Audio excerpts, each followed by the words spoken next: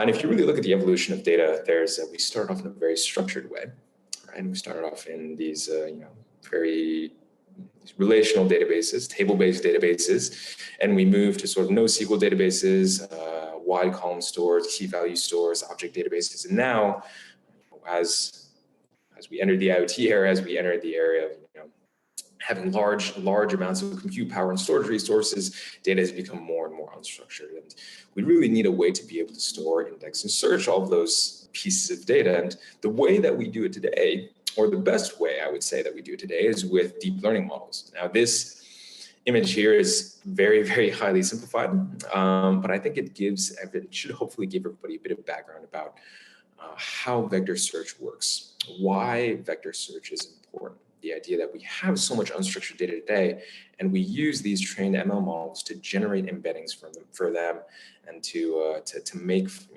allow computers to understand unstructured data in the same way that we do, right? All right, great. So now that I've gone sort of some of those bits out of the way, I do want to sort of talk a bit about what unstructured data can be, or excuse me, what these embeddings, what these vectors can be used for.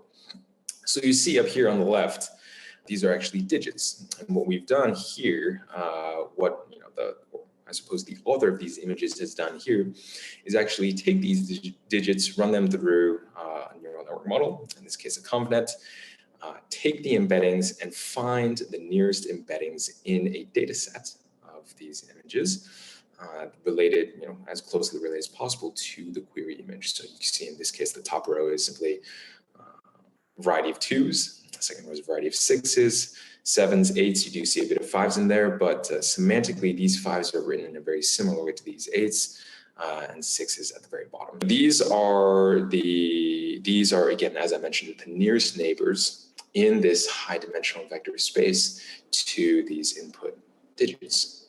Here's the same thing for food, right? I think it's good to, I hope nobody's hungry right now, but I think it's good to visualize exactly how this nearest neighbor search works, exactly how these embeddings work that are generated from these machine learning models. Again, here you see the same thing, where you have query images on the left and images that are a part of the data set on the right. Images that you see on the right are really the nearest neighbors in this vector space to the query image.